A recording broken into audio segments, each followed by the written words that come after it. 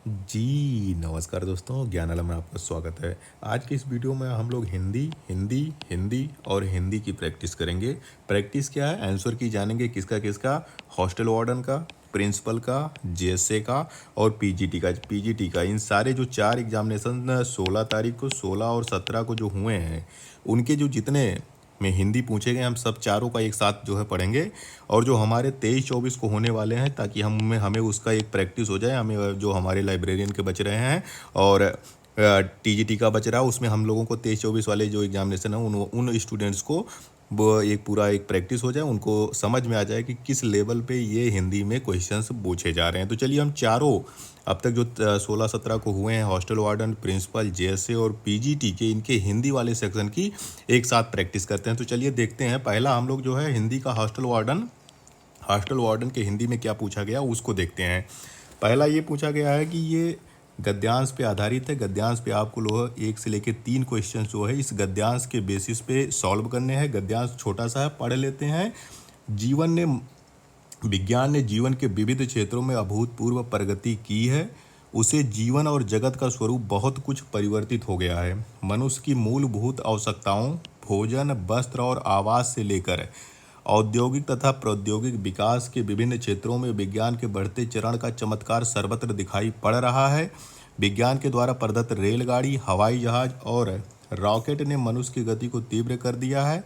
इन साधनों के माध्यम से मनुष्य न केवल जल, थल व आकाश में विचरण कर रहा है, वरन धरती की गुरुत्वाकर्षण शक्ति की परिधि को लांघकर चंद्रलोक पर भी पैर रख चुका है। चंद्रलोक मतलब चंद्रमा पे पहुंच गया। वो चंद्रयान 3 की बातें कर रहे हैं। तो विज्ञान की बातें यहाँ पे हो रही हैं। तो हम लोग चलते हैं, अपने क्वेश्चन को देखते हैं। क्वेश्चन 101 ये कह रहा है कि व्यक्ति की मूलभूत आवश्यकताएं क्या हैं। मूलभूत आवश्यकताएं पहले ही लाइन में यहाँ पे लिखा हुआ है, भोजन, वस्त्र और आवास। भोजन, वस्त्र और आवास, तो राइट आंसर आपका यही हो जाएगा। आप अपने नॉलेज पे, अपनी सोच, अपनी समझ के अनुसार इसको सॉल्व मत करिएगा। गद्यांश पे बेसिस है, तो गद्यांश पे जो चीज़ें लिखी हुई हैं उसी पे सॉल्व करिएगा। क्या अदर चीज़ें निकल रही हैं उससे हमें नहीं मतलब है। क्या हो सकता है, विज्ञान से तो सब कुछ हो सकता है, लेकिन जो गद्यांश में है, जो पैराग्राफ में दिया गया, उसी से हमें अपने क्वेश्चन को सॉल्व करना है, जो उस गद्यांश पे बेसिस है। 102 नंबर पे आ जाइए। मनुष्य चंद्रलोक पर पैर किसके कारण रख चुका है? गुरुत्वाकर्षण लांग के लास्ट लाइन में आ जाइए। किन साधनों से? ये जो विज्ञान के प्रदत्त साधन है उनसे, विज्ञान से, इन साधनों से मनुष्य ने माध्यम से मनुष्य न केवल जल, थल और आकाश में विचरण कर रहा, वरन पृथ्वी की गुरुत्वाकर्षण शक्ति की परिधि को लांघकर चंद्रलोक पर भी पैर रख चुका है। तो किस चीज से? विज्ञान द्वारा प्रदत्त साधनों से। बाकी आर्थिक प्रगति, रॉकेट की गति, चंद्रयान, हाँ चंद्रयान की गति से नहीं, चंद्रयान से ही गया है। तो ये सब क्या है? विज्ञान द्वारा प्रदत्त साधनों से ही मनुष्य चंद्रलोक पर पैर रख चुका है। तो राइट आंसर आपका पहला हो जाएगा। 103 नंबर पे आ जाइए कि मनुष्य की गति को तीव्र कर दिया किस चीज ने? 3 चीज आई थी, रेलगाड़ी, हवाई जहाज और रॉकेट। देख लीजिए पीछे आके। विज्ञान द्वारा प्रदत्त रेलगाड़ी, हवाई जहाज और रॉकेट ने मनुष्य की गति को तीव्र कर दिया है। यहाँ पे आ जाइए, केवल रॉकेट ने, केवल हवाई जहाज ने, केवल रेलगाड़ी ने। यहाँ पे रेलगाड़ी, हवाई जहाज और रॉकेट, ये तीनों यहाँ पे दिया गया। तो राइट आंसर आपका तीसरा हो जाएगा। 104 पे आ जाइए कि निम्नलिखित में से कौन सा युग्म असंगत है। असंगत को पहले घेर लीजिए। अब यहाँ पे आपको क्या देखना है? स्वर्ग प्राप्त, तत्पुरुष समास, मतलब शब्द दिया गया उसमें कौन सा समास है, ये चीज़ आपको देखना है। स्वर्ग प्राप्त तत्पुरुष समास, मझधार में द्वंद्व समास, आमरण में अव्ययी भाव समास, काला पानी में कर्मधारय समास, इसमें कौन सा गलत है?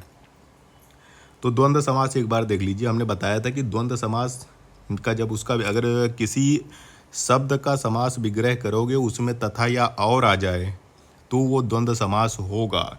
मझधार का आप संधि विच्छेद करोगे तो मझधार मझ और धार नहीं होता। मझधार का मतलब होता है कि जो कोई अधर में फंसा हुआ, जो बीच में फंस गया है, अधर, अधर में लटका हुआ है, बीच में फंसा हुआ, उसके लिए यूज होता है। इसमें तीसरा मझधार का मतलब होता है, तीसरा अर्थ निकला कि अधर में फंसा हुआ है, जो ना इस तरफ पहुंचा, इस किनारे पे पहुंचा, ना उस तरफ पहुंचा, बीच नदी में फंसा हुआ है, अधर में लटका हुआ, उसके लिए यूज होता मझधार। और मझधार में जो है द्वंद्व समास नहीं है, जबकि बहुब्रीहि समास है। तीसरा अर्थ निकला बहुब्रीहि समास है। स्वर्ग प्राप्त यानी स्वर्ग की प्राप्ति हो गई, तत्पुरुष समास है, ये एकदम सही है। आमरण में अव्ययी भाव समास है, एकदम सही है। अव्ययी भाव का समास का मतलब ये होगा जहाँ पे भी आपको शक्ति मिल जाए, यथा संभव, यथा साध्य, आमरण, जीवन भर। तो जहाँ पे इस तरह से कुछ दिख जाए, जीवन भर चल रहा, यथाशक्ति, तो उस चीज में अव्ययी भाव समास आता है। और कर्मधारय समास में जहाँ पे भी विशेषण और विशेष एक साथ मिल जाए, मतलब एक शब्द है दूसरा उसकी विशेषता बता रहा हो, ऐसे शब्द जो होते हैं और उसका तीसरा अर्थ ना निकल रहा हो, वही अर्थ हो जो चीज़ लिखी हुई है, तो वो कर्मधारय समास होता है। जैसे यहाँ पे काला पानी लिखा हुआ, तो ऐसा पानी जो काला है, तो काला क्या बता रहा है, काला हो गया विशेषण और पानी हो गई विशेष्य। उस पानी की बात हो रही है जिसका रंग काला है, ये कर्मधारय समास, ये भी सही है। तो असंगत युग्म हमें बताना था, ये मझधार, मझधार में द्वंद्व समास नहीं है बल्कि बहुब्रीहि समास है। 105 नंबर पे आ जाइए। निम्नलिखित में से व्यंजन संधि वाला शब्द नहीं है, नहीं को घेरिए, व्यंजन संधि नहीं है। हम सभी जानते हैं संधि 3 प्रकार की होती है, एक तो स्वर संधि होती है, एक व्यंजन होती है और एक विसर्ग होती है। 3 तरह की संधियां होती हैं। वर्णों के मेल से जो विकार उत्पन्न होता है उसको संधि कहते हैं। संधि 3 प्रकार की होती है, स्वर, व्यंजन और विसर्ग। ये पूछ रहा है कि व्यंजन संधि नहीं है, व्यंजन संधि नहीं है तो या तो स्वर संधि हो या तो विसर्ग संधि हो। तो चल दे लेते हैं वागीश। वागीश का मतलब होता है कवि या वक्ता। दिग्गज, दिग्गज खिलाड़ी है। अजंत, अजंत का मतलब होता है ऐसे शब्द जिनके लास्ट में स्वर लगा हुआ है। मंसताप, मंसताप मतलब मन का ताप। अब इनका आप लोग जो है एक बार जो है संधि विच्छेद करिए, तो अभी आपको क्लियर हो जाएगा कि उसमें किस तरह की संधि लगी हुई है। वागीश में देख लीजिए, इसका संधि विच्छेद होगा वाक धन ईस, वाक धन ईस। तो का, आधा का लगा होगा, आधा का लगा हुआ है, व्यंजन है आधा का। अगर पूरा का होता तो ये हो जाता, इसमें का प्लस आ की मात्रा लगी होती है। लेकिन अगर आधा का है, आधा का मतलब इसमें जो आ की मात्रा थी वो हटा दी गई है, तो वाक धनीस बराबर वागीस, और ये व्यंजन संधि है। इसी तरह दिग्गज को देखेंगे तो ये हो जाएगा दिक, दिक में का के नीचे हलंत लगा हुआ मतलब आधा का है, दिक धन गज, इसमें भी व्यंजन संधि है।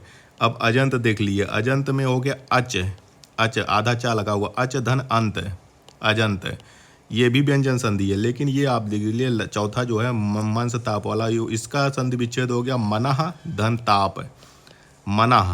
और ये जो दो बिंदी लग रही है ना, मनः, मनः, मनः, मनः मतलब हो गया ये जो दो बिंदी होती है, इसी को हम विसर्ग कहते हैं। आहा की मात्रा हम लोग हिंदी में कहते हैं, आहा की मात्रा लगी हुई है जिसको हम विसर्ग कहते हैं। तो मन, मनस ताप का संधि विच्छेद हो गया मनः धन ताप, यानी मन का ताप, और ये विसर्ग संधि है ना कि व्यंजन संधि है। तो हमें यही बताना है कि किसमें व्यंजन संधि नहीं है, तो मंसताप में व्यंजन संधि नहीं, विसर्ग संधि है।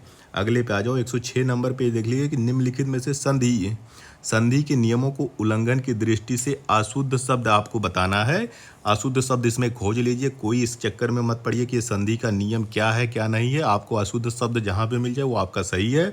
उपर्युक्त, हम लोग कभी कभी उपरोक्त लिख लेते हैं, है ना, कि उपरोक्त कथन के अनुसार।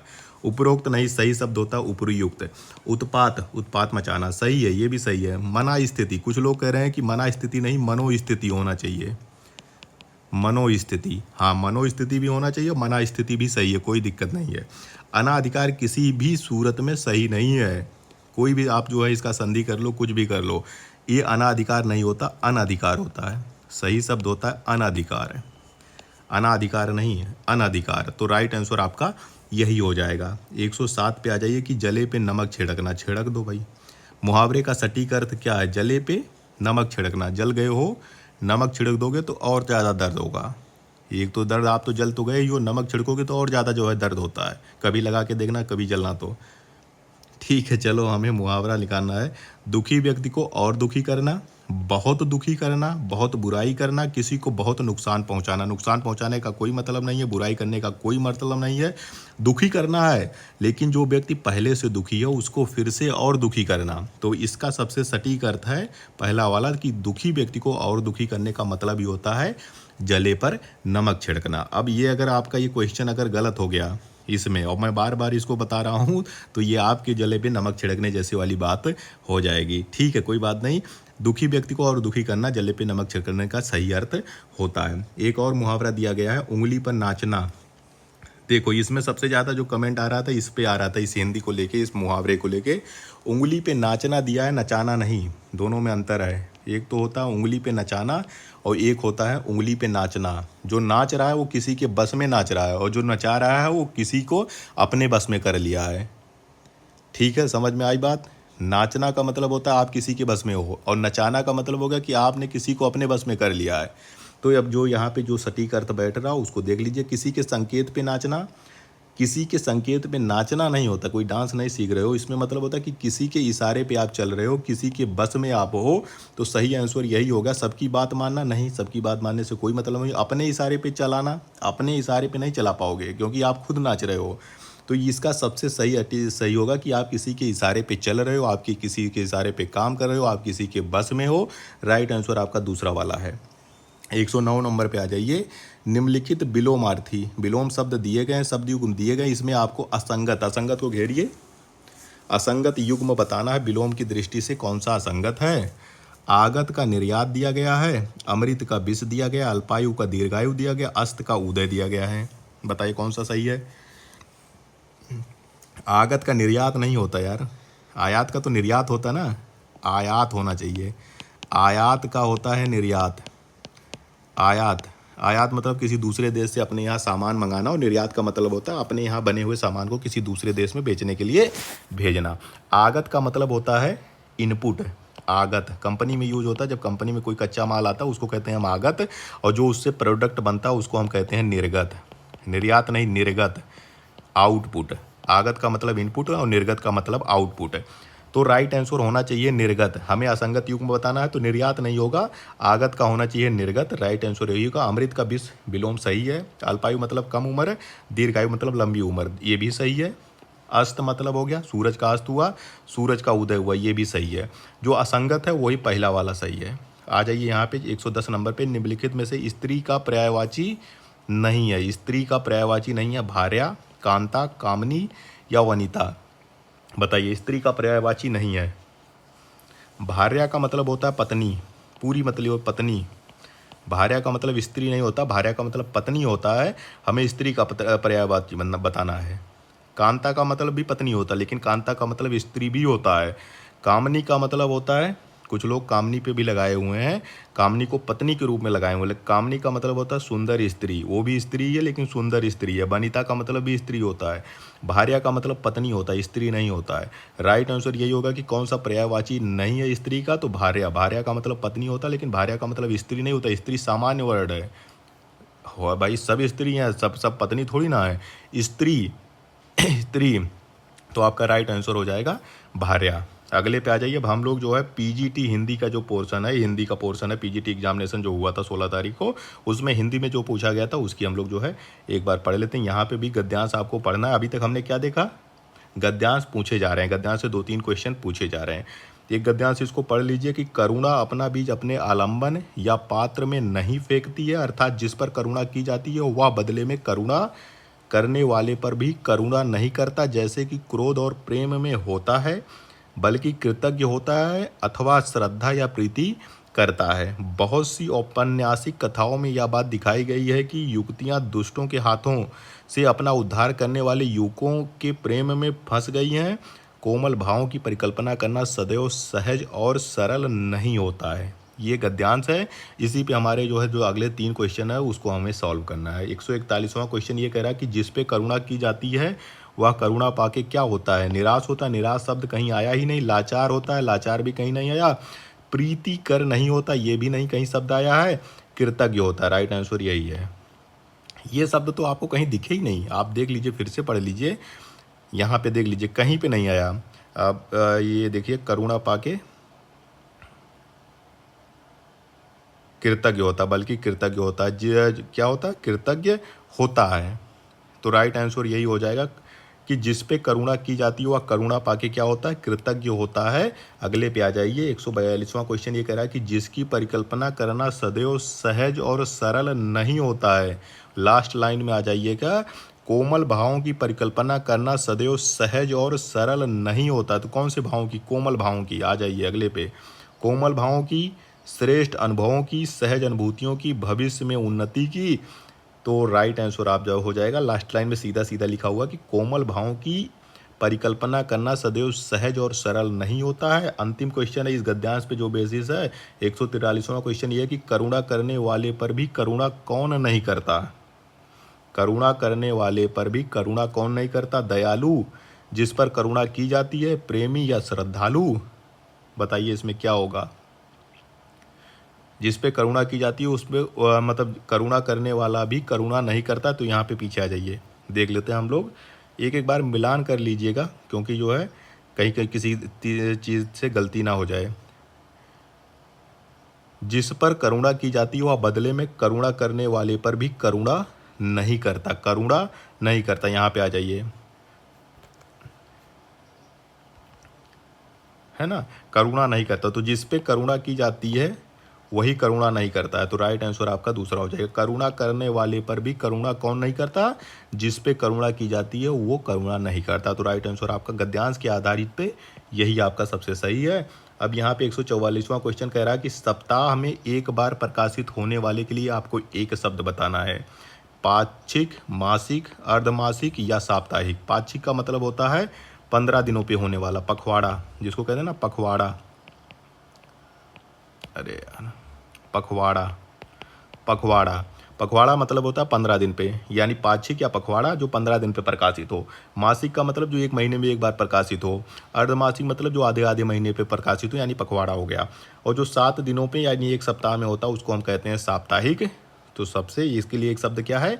सप्ताह में एक बार प्रकाशित होने वाला है, सप्ताह में एक बार घटित होने वाला, उसके लिए हम कौन सा शब्द यूज करते हैं? साप्ताहिक, सबसे आसान है।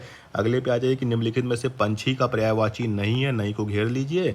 पंछी मतलब चिड़िया, पखेरू कहते हैं ना, प्राण पखेरू, पखेरू मतलब भी चिड़िया होता है। नभचर, नभ में चलने वाला, नभ में चरने वाला, नभ में विचरण करने वाला, तो आकाश, नभ मतलब आकाश, तो कौन होता है? पंछी होती है। इसका भी मतलब होता है निशिचर, निशी मतलब रात होता है, चर मतलब चलने वाले, विचरण करने वाले, तो निशिचर या निशाचर इसका मतलब होता है राक्षस, इसका मतलब होता है रात्रि में चलने वाले, इसका मतलब उल्लू होता है, उल्लू भी होता है निशाचर का मतलब। अंडज का मतलब अंडे देने वाले पंछी क्या होते हैं? अंडे देने वाले होते हैं, तो इनका भी मतलब यही होता है।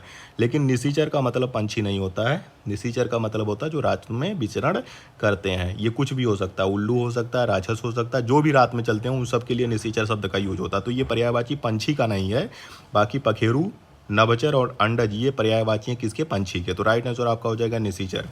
146 पे आ जाइए। विलोमार्थी शब्द युग्मों में असंगत, फिर से असंगत को घेर लीजिए। हर्ष का विषाद, ह्रास का वृद्धि, लुप्त का स्पष्ट, हार का जीत। कौन सा असंगत है? कौन सा विलोमार्थी शब्द सही नहीं है? हर्ष का मतलब होता है खुशी, विषाद का मतलब होता है दुख, ये सही है। ह्रास का मतलब होता है कम होना, वृद्धि का मतलब होना बढ़ना, ये भी सही है। लुप्त का स्पष्ट नहीं होता, लुप्त का मतलब हो गया गायब हो गया, लुप्त का मतलब उल्टा होता है प्रकट होना। लुप्त का मतलब हो गया गायब हो गया, विलुप्त हो गया, लुप्त हो गया। लुप्त का मतलब हो गया गायब हो गया, इसका विलोम होता है प्रकट होना, ना कि स्पष्ट। स्पष्ट का हो जाएगा अस्पष्ट है, अस्पष्ट है, स्पष्ट का विलोम हो गया अस्पष्ट। लुप्त का सही विलोम होता है प्रकट। तो हमें असंगत ही तो बताना है, तो यही असंगत है। हार का जीत होता है, हम सब जानते हैं, हार का उल्टा जीत होता है। तो राइट आंसर आपका तीसरा है इसमें। निम्नलिखित में से द्वंद्व समास वाला शब्द नहीं है, फिर से नहीं को घेर लीजिए। द्वंद्व समास, द्वंद्व हमें अभी बताया ना, द्वंद्व समास में समास विग्रह करने पे तथा या और आ जाए, तथा आ जाए या और आ जाए। चलिए बताइए, लूट मार, कामकाज, ध्यान मग्न या घास फूस, बताइए, तोड़ दीजिए। लूट मार, इसमें मतलब हो गया, इसका समास विग्रह होगा लूट और मार, लूट और मार। काम और काज, काम और काज। ध्यान और मग्न नहीं होता है, ध्यान मग्न एक मुद्रा है, वो अलग करोगे इसका। ध्यान में मग्न, ध्यान में डूबा हुआ, ध्यान में खोया हुआ।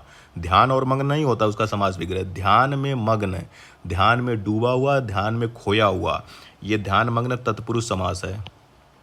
तत्पुरुष है, इसमें और आएगा ही नहीं, आप तोड़ लीजिए। तत्पुरुष, तत्पुरुष समास है ये, ना कि द्वंद्व समास है। घास और फूस, इसको भी आप तोड़ लीजिए, तो ये भी घास और फूस हो जाएगा समास विग्रह। लेकिन इसका जो है ये इसमें द्वंद्व है, इसमें भी द्वंद्व है, इसमें भी द्वंद्व है। ध्यान मग्न में तत्पुरुष समास है, हमें यही बताना है कि किसमें तत्पुरुष समास नहीं है, तो ध्यान मग्न में तत्पुरुष समास, मतलब हम किसमें द्वंद्व समास नहीं है, तो द्वंद्व समास इसमें सिर्फ यही ध्यान मग्न में नहीं है। बाकी लूट मार में भी द्वंद्व है, कामकाज में भी द्वंद्व है, और घास भूस में भी द्वंद्व है। तो राइट आंसर आपका हो जाएगा तीसरा वाला। आ जाइए कि निम्नलिखित में से वर्तनी की दृष्टि से अशुद्ध शब्द आपको बताने हैं। अशुद्ध शब्द, बाह्य मतलब बाहर, बाण, तीर वही बाण, धनुष बाण, यजमान, यजमान का मतलब होता है जो यज्ञ करने वाले पुरोहित होते हैं उनके लिए यजमान यूज होता है।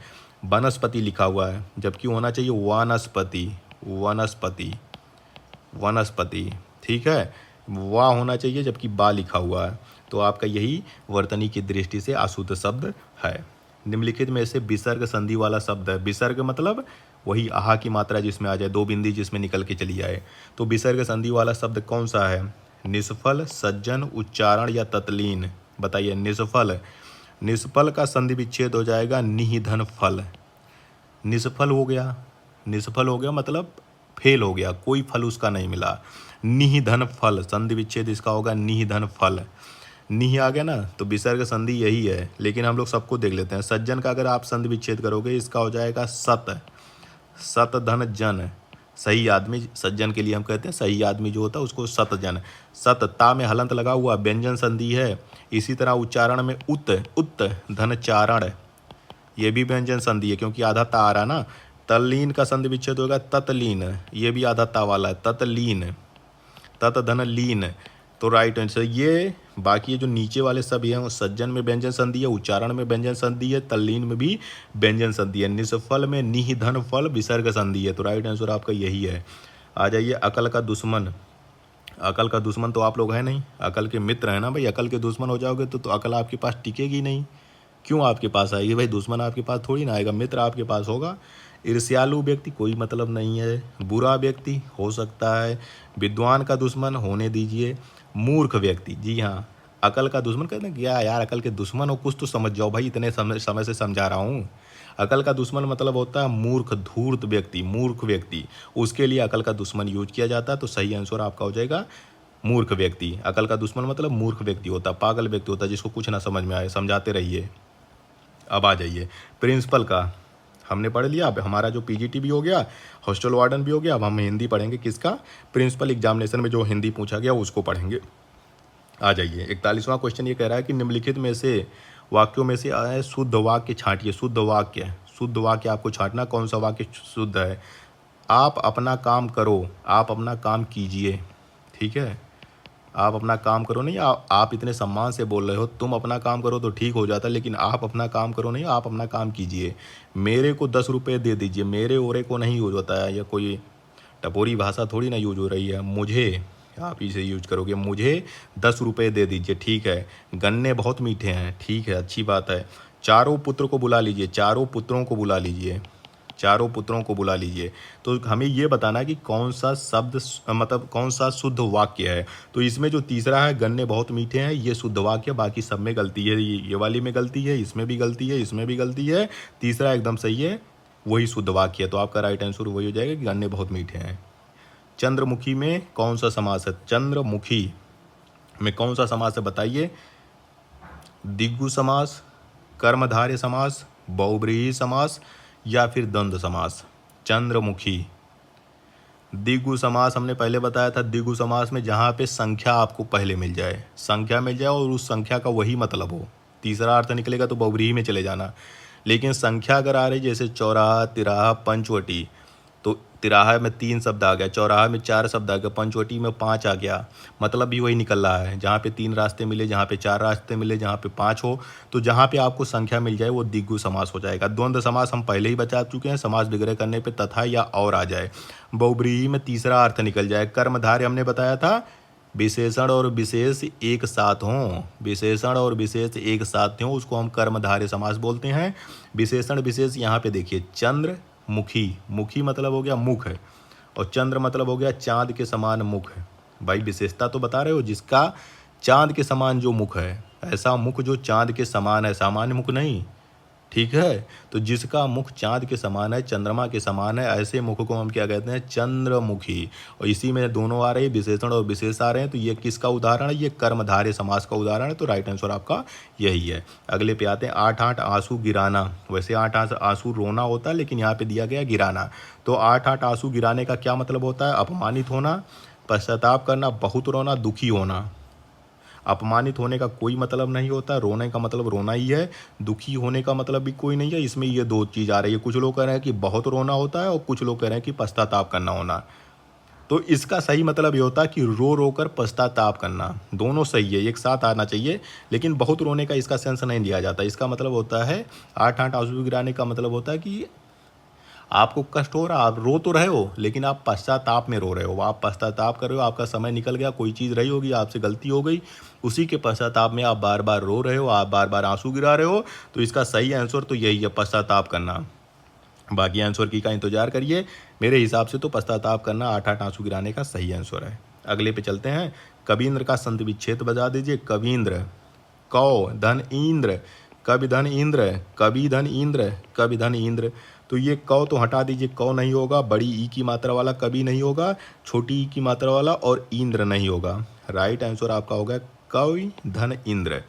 यही आपका सबसे सही संधि विच्छेद है। किसका? कबींद्र का। कवि धन इंद्र, कबींद्र। छोटी ई मिलके, छोटी ई कवि में कौन सी मात्रा है? छोटी ई की मात्रा। और इंद्र में कौन सी मात्रा है? छोटी ई की मात्रा है। ई मिलके कौन सी हो जाएगी? बड़ी ई हो जाती है। बड़ी ई कब हो जाती है तो स्वर संधि। छोटी ई भी स्वर है, ई दोनों छोटी ई हैं तो स्वर संधि है। स्वर संधि में कौन सी है? दीर्घ संधि है, क्योंकि छोटा छोटा मिलके बड़ा हो जा रहा है ना, छोटी ई छोटी मिलके बड़ी ई हो जा रहे हैं। तो ये दीर्घ संधि का उदाहरण है कवींद्र। संधि विच्छेद आपने सीख लिया, कवि धन इंद्र। निम्नलिखित में से अश्व का पर्यायवाची नहीं है। नहीं को घेर लीजिए। अश्व मतलब क्या? घोड़ा। अश्व का मतलब घोड़ा। बताइए कौन सा पर्यायवाची नहीं है? कटक, तुरंग है या वाजी? कौन सा इसमें नहीं है ये बताना है आपको। कटक का मतलब उड़ीसा। कटक वाला अगर क्रिकेट खेलते हो ना, क्रिकेट में कटक में क्रिकेट का मैदान है, उड़ीसा में कटक। कटक तो एक शहर भी है। कटक का मतलब होता है चोटी। चोटी, पहाड़ की चोटी, उसको कहते हैं ना कटक। कटक रिज बना हुआ कटक। तो कटक का मतलब वो भी होता है, रिज भी होता है। कटक का मतलब होता है छावनी या समूह या सेना की टुकड़ी भी होता है। लेकिन कटक का मतलब घोड़ा नहीं होता है। कटक का मतलब घोड़ा नहीं होता, अश्व नहीं होता। यही सही आंसर है। तुरंग का मतलब भी घोड़ा होता है का मतलब भी घोड़ा होता है, और वाजी का मतलब भी घोड़ा होता है। तो ये सब घोड़ा यानी अश्व के पर्यायवाची हैं। कटक जो है अश्व का पर्यायवाची नहीं है। अगले पे आते हैं। विलोमार्थी शब्दों में असंगत युग्म। असंगत को घेरिए।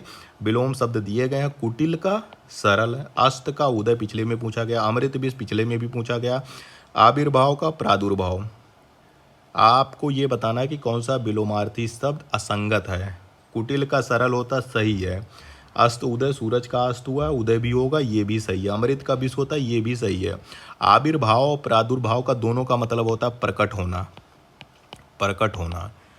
आविर्भाव का भी मतलब होता है प्रकट होना, और प्रादुर्भाव का मतलब भी प्रकट होना होता है। आविर्भाव और प्रादुर्भाव। आविर्भाव का मतलब होता है जब कोई भगवान, कोई बड़ा आदमी जो होता है प्रकट होता है, तो उसके लिए हम यूज करते हैं। प्रादुर्भाव का मतलब प्रकट होता है, लेकिन ये सामान्य लोगों के यूज होता है, उसके लिए यूज होता है कि प्रादुर्भाव उनका हुआ। तो हमें इसे दोनों का मतलब एक ही है, प्रकट होना। आविर्भाव का सही विलोम शब्द होता है तिरोभाव। तिरोभाव मतलब मृत हो गई, अंत हो गया, नष्ट हो गए, गायब हो गए, तिरोभाव। तो आविर्भाव का विलोम शब्द क्या होगा? तिरोभाव।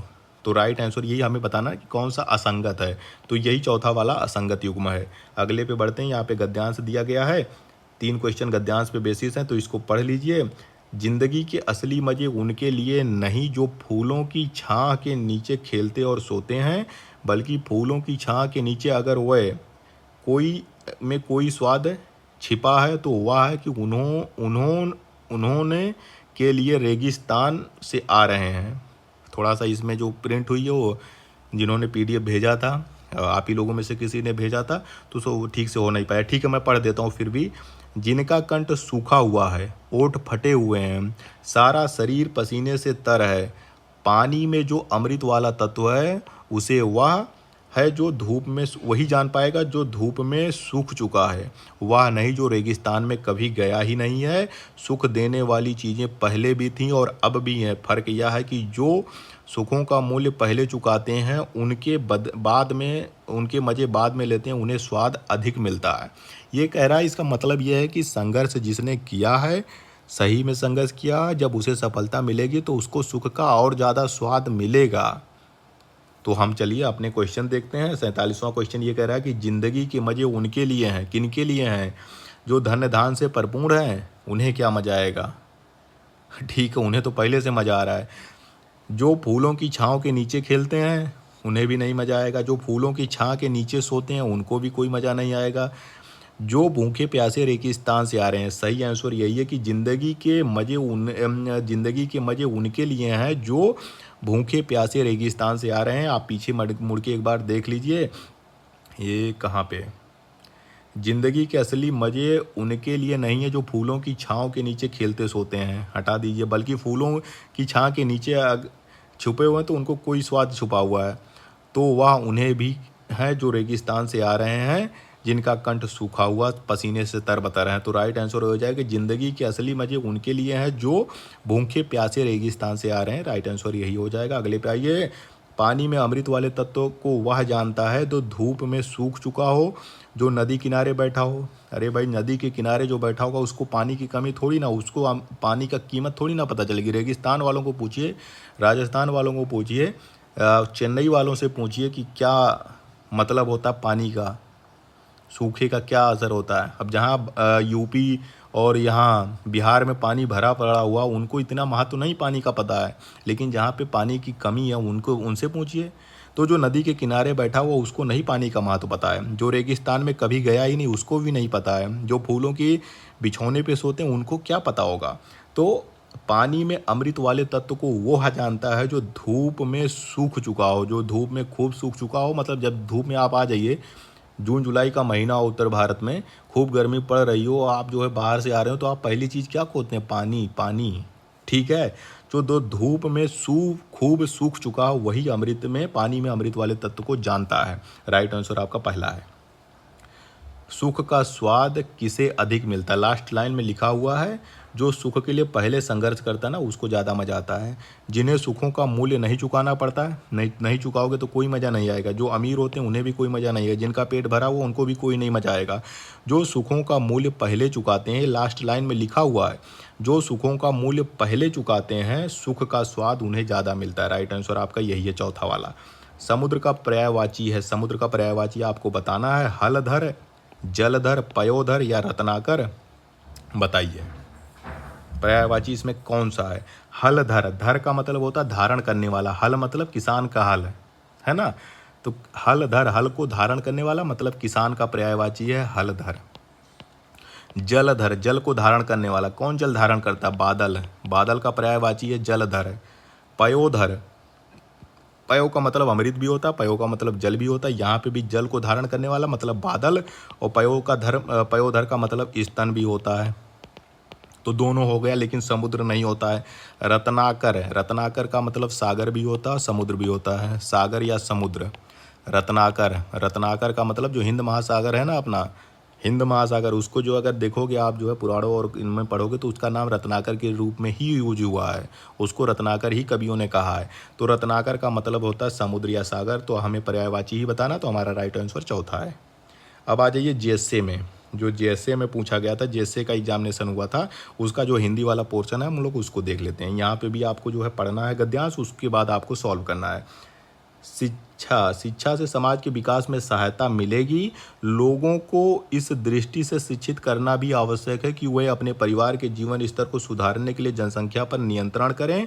शिक्षा से इस प्रकार की चेतना भी आएगी कि वे राष्ट्र के विषय में सोच सकेंगे और राष्ट्र की इस समस्या के समाधान में अपनी महत्वपूर्ण भूमिका अदा करेंगे। जनसंख्या वृद्धि को रोकने के लिए सरकार विवाह की आयु भी निर्धारित की है। बालिका की आयु कम से कम 18 वर्ष और बालक की आयु कम से कम 21 वर्ष रखी गई है।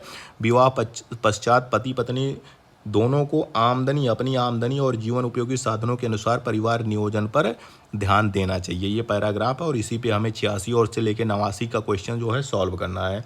86 क्वेश्चन ये कह रहा है, 86वां, लोगों को शिक्षित किया जाना चाहिए ताकि वह, लोगों को, यहाँ पे लिखा ना, लोगों को इस दृष्टि से शिक्षित करना भी आवश्यक है। क्यों? यहाँ पे जीवन स्तर को सुधारने के लिए जनसंख्या पर नियंत्रण करें, देश के विकास में योगदान दें, रोजगार प्राप्त कर सकें, जीवन स्तर को सुधार सकें। तो ये लाइन देखिए, लोगों को इस दृष्टि से शिक्षित करना भी आवश्यक है कि वह अपने जीवन के स्तर को सुधारने के लिए जनसंख्या पर नियंत्रण कर सकें। पहला लाइन यही लिखा हुआ कि जीवन स्तर को सुधारने के लिए जनसंख्या पर नियंत्रण कर सकें, तो राइट आंसर आपका यही हो जाएगा। बाकी ये सब सही हो सकते हैं, लेकिन हमें सिर्फ अपने पैराग्राफ पे ही आंसर देना है। शिक्षा से तो सब कुछ हो जाएगा, जीवन स्तर भी सुधरेगा, देश का विकास भी होगा, रोजगार भी मिलेगा, जीवन स्तर में सुधार होगा। लेकिन हमें उससे मतलब नहीं है, हमें सिर्फ अपने पैराग्राफ पे ही आधारित है। तो पैराग्राफ की ये लाइन ही कह रही है कि हमें किस लिए जीवन शिक्षित करना चाहिए लोगों को, कि जीवन स्तर को सुधारने के लिए वो जनसंख्या पर नियंत्रण करेंगे। तो पहला आंसर इसका इसका सही है। अब 87 पे आ जाइए। जनसंख्या नियंत्रण के लिए सरकार अन्य उपायों के साथ और क्या किया है? सरकार ने क्या किया है जनसंख्या नियंत्रण के लिए? आयु निर्धारित की है ना, विवाह की आयु निर्धारित करना, शीघ्र विवाह पे रोक लगाना, अस्पताल खोलें, वैज्ञानिक विषयों की शिक्षा को बढ़ावा दें। ये सब सरकार ने किया है, रोक लगा दी है, अस्पताल खोले हैं, बढ़ावा दिया। लेकिन ये बात तो नहीं लिखी है ना भाई इसमें पैराग्राफ में। पैराग्राफ में लिखा है कि जनसंख्या को नियंत्रण के लिए सरकार ने आयु को निर्धारित कर दिया, विवाह की न्यूनतम आयु निर्धारित कर दी गई। तो यही राइट आंसर हो जाएगा। 88 पे आ जाइए कि विवाह के पश्चात पति पत्नी को क्या करना चाहिए? लास्ट लाइन में लिखा हुआ है यहाँ पे, विवाह के पश्चात पति पत्नी दोनों को अब आमदनी और जीवन उपयोगी साधनों के अनुसार परिवार नियोजन पर ध्यान देना चाहिए। तो जहाँ पे ये मिल जाए, आमदनी बढ़ानी चाहिए, बढ़ाओ, कोई दिक्कत नहीं है, लेकिन आमदनी व जीवन उपयोगी साधनों के अनुसार परिवार नियोजन पर ध्यान देना चाहिए। यही सबसे सटीक आंसर है इसका। लास्ट इस गद्यांश पे बेसिस है कि शिक्षा से इस प्रकार की चेतना नहीं आएगी, चेतना नहीं आएगी कि लोग क्या नहीं आएगी, परिवार का जीवन स्तर तय होगा, समाज के विकास में सहायता होगी, राष्ट्र के विषय में सोच सकेंगे, राष्ट्र की समस्या के समाधान में योगदान दे सकेंगे। तो यहाँ पे देख लीजिए, राष्ट्र समाज के विकास में सहायता होगी, ये लिखा हुआ है, राष्ट्र के विकास में सोच सकेंगे, ये भी पहली लाइन में लिखा हुआ है, राष्ट्र की समस्या के समाधान में योगदान देंगी, ये भी तीसरी लाइन में लिखा हुआ है। लेकिन ये देखिए, परिवार का जीवन स्तर तय होगा, ये कहीं नहीं लिखा हुआ है, इससे कोई चेतना है। जीवन स्तर ऊंचा हो सकता है, ऊंचा लिखा हुआ है, जीवन स्तर ऊंचा होगा, लेकिन जीवन स्तर तय होगा ये नहीं लिखा हुआ है। तो यही देखा कि शिक्षा से इस प्रकार की चेतना नहीं आएगी। किस प्रकार की? कि लोगों जीवन परिवार का जीवन स्तर तय होगा। यही सबसे सटीक आंसर इसमें है। अगले पे आ जाइए, 90वां। निम्नलिखित में से असंगत विलोमार्थी शब्द युग्म चुनना है। असंगत कौन सा विलोम है? जीवित, जीवित है, मृत हो गया, मर गया, सही है। जटिल, सरल, इससे पहले पूछा गया था, यहाँ भी वही पूछा गया है। दुर्जन, सजन, ताप का शीत, ताप मतलब गर्म है, शीत का मतलब ठंडा है। सरल जटिल, ये सही है, ये भी सही है, ये भी सही है। दुर्जन का सजन नहीं होता है, साजन सजन वो सब हटा दीजिए, सज्जन होता है। अभी हमने संधि विच्छेद किया था, सतधन जन, सज्जन। तो दुर्जन का मतलब, सज्जन का मतलब सही आदमी, दुर्जन का मतलब दुष्ट आदमी। तो दुर्जन का विलोम शब्द हो जाएगा सज्जन, ना कि सजन। ठीक है, तो सही आंसर यही हो जाएगा। तो आपको हमें क्या असंगत ही तो बताना है, असंगत ही तो बताना है, यही असंगत है। वर्तनी की दृष्टि से अशुद्ध है। अशुद्ध शब्द कौन है? मध्याह्न, मध्याह्न भोजन करते हैं ना बच्चे, मिड डे मील। उज्ज्वल, स्टेशन, रेलवे स्टेशन। उपलक्ष्य, आपकी जो है सफलता के उपलक्ष्य में पार्टी तो होगी ही भाई। उज्ज्वल नहीं होता, उज्ज्वल में उज्ज्वल ही होता है, लेकिन आधा जा वा और ला होता है। बहुत बार मैंने पढ़ा है इसको, उज्ज्वल, उ आधा जा वाला उज्ज्वल। तो सही शब्द ये होना चाहिए, यही अशुद्ध है, उज्ज्वल। तो राइट आंसर आपका हो जाएगा दूसरा वाला। 92वां नंबर ये कह रहा है कि आप भला तो जग भला। जब आप भले होंगे तो जग भी भला होगा, आप दुष्ट होंगे तो जग भी आपको दुष्ट दिखेगा। तो इसका मतलब ये होता है कि आप जैसे होते हैं वैसे ही आपको संसार दिखाई पड़ता है, वैसे आपको लोग दिखाई पड़ते हैं। इस लोकोक्ति का आपको सटीक अर्थ बताना है। अच्छे को सभी अच्छे लगते हैं, सबको समान समझना चाहिए, सबको समान समझना चाहिए, संसार हमारी तरफ है, नहीं, सबका भला करना चाहिए, इसका भी ये मतलब नहीं होता। अच्छे को सभी अच्छे लगते हैं, इसका मतलब होता है कि आप भले तो जग भला। अगर आप भले होते हैं तो उसको सभी सही लगते हैं, सब अच्छे लगते हैं, सब ठीक लगते हैं। तो ये राइट आंसर, सबसे ज़्यादा सटीक आंसर इसका यही आ रहा है कि आप भला तो जग भला का सबसे सही अर्थ होता है कि अच्छे को सभी अच्छे ही लगते हैं। 93वां, निम्नलिखित में से अशुद्ध वाक्य, अशुद्ध वाक्य आपको बताना है। वह पुस्तक मैंने पढ़ी है, पढ़े होंगे आप। वह धीमे स्वर में बोला होगा। वह अभी अभी गाना गाए हैं, वह नहीं, उन्होंने अभी अभी गाना गाया है। वह क्या होता है? उन्होंने अभी अभी गाना गाया है। वह अभी अभी गाना गाए हैं नहीं होगा।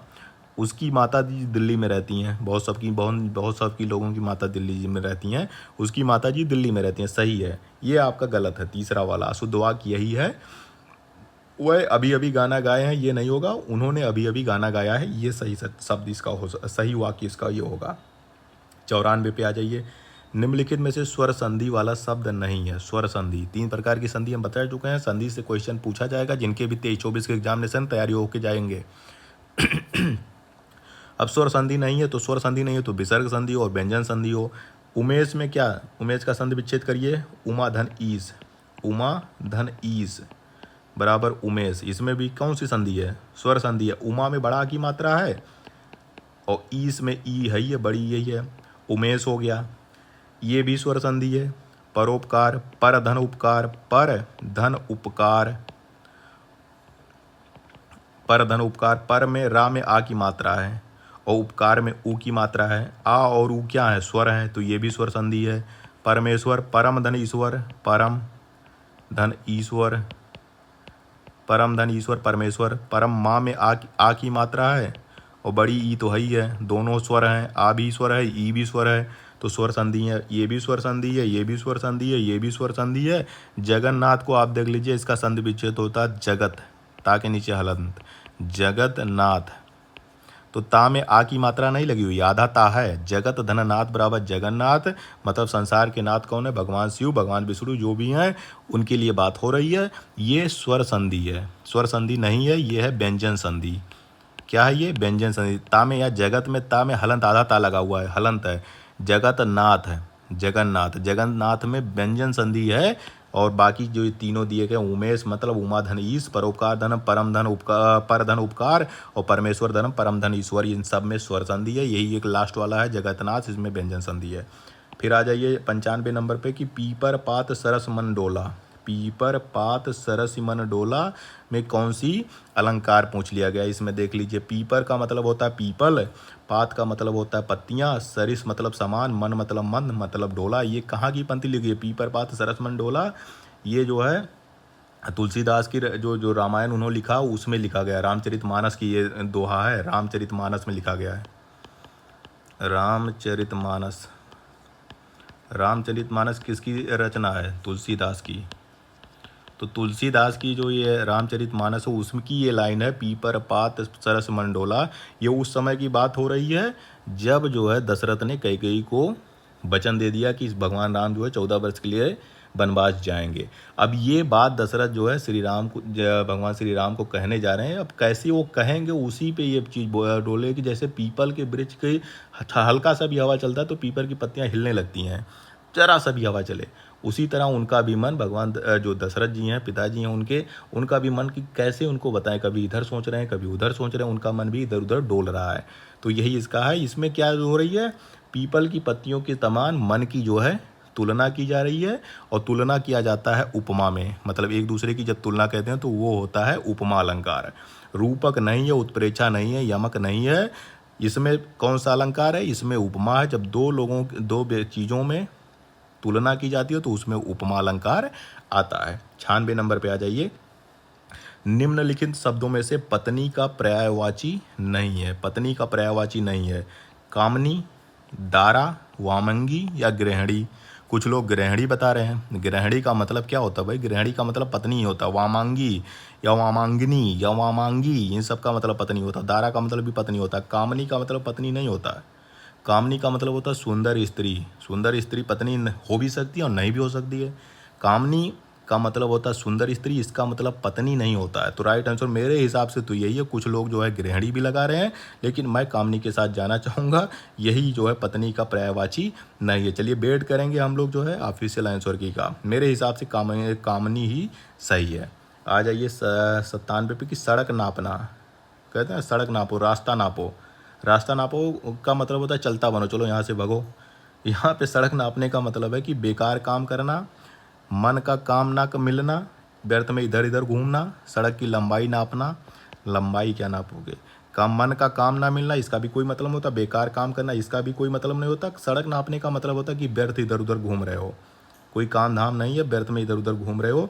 इसी का सही अर्थ ये बैठ रहा है कि सड़क नापने का सही अर्थ यही बैठ रहा है। आ जाइए 98 नंबर पे। निम्नलिखित में से कौन सा विकल्प सही नहीं है, कौन सा विकल्प सही नहीं है। वर्ष में एक बार प्रकाशित होने वाला वार्षिक, वार्षिकी हम लोग पढ़ते हैं। पखवाड़े में एक बार प्रकाशित होने वाला पाक्षिक, ये भी हम 15 दिन पे प्रकाशित होता है यानी पाक्षिक। माह में एक बार प्रकाशित होने वाला माहिक, सप्ताह में एक बार प्रकाशित होने वाला साप्ताहिक। माहिक नहीं होता, मासिक होता है, मासिक। ठीक है, माहिक लिखा ना, माहिक। माह में एक बार प्रकाशित होने वाला मासिक होता ना कि माहिक। तो राइट आंसर हमें अशुद्ध ही तो बताना, विकल्प सही नहीं, यही विकल्प सही नहीं है। आ जाइए 99 पे। तुलसीकृत में कौन सा समास है? तुलसीकृत में कौन सा समास है बताइए। तुलसीकृत मतलब तुलसी द्वारा कृत है, तुलसी द्वारा कृत है। तुलसीकृत या तुलसी द्वारा कृत? तुलसी की रचना, जैसे रामचरितमानस किसकी रचना है? तुलसीकृत रामचरितमानस हम कहते हैं। तो तुलसी द्वारा कृत, द्वारा कृत। तो कौन सा इसमें है? कर्मधारय है, द्वंद्व है, अव्ययी भाव या तत्पुरुष समास है? तुलसीकृत है, तुलसीकृत है। द्वंद्व नहीं होगा। द्वंद्व कब आएगा? जब संधि विच्छेद करने पे, समास विग्रह करने पे क्या आ जाए? तथा या और आ जाए। अव्ययी भाव इसलिए नहीं होगा जहाँ पे कोई शक्ति का प्रदर्शन हो। अगर ये पूछता कि भरपेट यथाशक्ति यथासाध्य, इस तरह से कोई शब्द होता तब अव्ययी भाव होता। कर्मधारय विशेषण विशेष एक साथ होते, जैसे काला पानी, तब हम मानते कि वो कर्मधारय है। तो बचता क्या? तत्पुरुष समास। तत्पुरुष समास। तुलसीकृत में कौन सा समास है? तत्पुरुष समास है। राइट आंसर आपका यही हो जाएगा। 100वां क्वेश्चन ये है कि निम्नलिखित में से विसर्ग संधि नहीं है। विसर्ग नहीं है मतलब आहा की मात्रा किसमें नहीं है? दुरुपयोग में कौन सा? इसका संधि विच्छेद करिए, दुह धन उपयोग हो जाता है। दुह, हलंत मतलब हलन नहीं, ये जो विसर्ग संधि है, दुह धन उपयोग, उपयोग। ठीक है, तो दू यहाँ पे आहा की मात्रा आ गई तो विसर्ग संधि है। बहिर्मुखी का संधि विच्छेद करोगे तो बहि, इसमें भी आहा की मात्रा आएगी। बहि धन मुखी, बहि धन मुख, तो बहिर्मुखी, इसमें भी आहा की मात्रा, ये भी विसर्ग है। निराशा में निह धन आशा, निह धन आशा, इसमें भी विसर्ग है। दिगंबर में आ जाइए। दिगंबर का करोगे तो इसमें हो जाएगा दिक धन अंबर, दिक में का के नीचे हलंत, दिक धन अंबर, अंबर मतलब आकाश, दिगंबर। जैन धर्म वाले होते हैं दिगंबर। ठीक है, दिक, इसमें आधा का लिखा हुआ है, आधा का है, तो इसमें व्यंजन संधि है। दिगंबर में व्यंजन संधि है, ना कि विसर्ग संधि है। तो निराशा, बहिर्मुखी, दुरुपयोगी में इन सब में विसर्ग संधि है, और इसमें दिगंबर में विसर्ग संधि नहीं, व्यंजन संधि। हमें यही बताना कि किसमें विसर्ग संधि नहीं है, तो आपका राइट आंसर दिगंबर हो जाएगा। तो यहीं पे हम लोगों ने चारों अपना पूरा पढ़ लिया है। जो हमारे 16 तारीख को और 17 तारीख को जो EMRS के 4 पोस्ट के लिए एग्जामिनेशन हुई है, उसका हिंदी का हमने पूरा पढ़ लिया है। ये आपके उपयोगी, जिनके भी 23 और 24 के एग्जामिनेशन है, उनके लिए बहुत उपयोगी है। एक बार यही सब रिपीट हो रहे हैं बार बार एक ही चीज़, तो इसी हिसाब से आप पढ़ के अपनी तैयारी करके जाइएगा। और जितने 10 अगर पूछेंगे हिंदी में, तो 10 के 10 आपको करके आना है।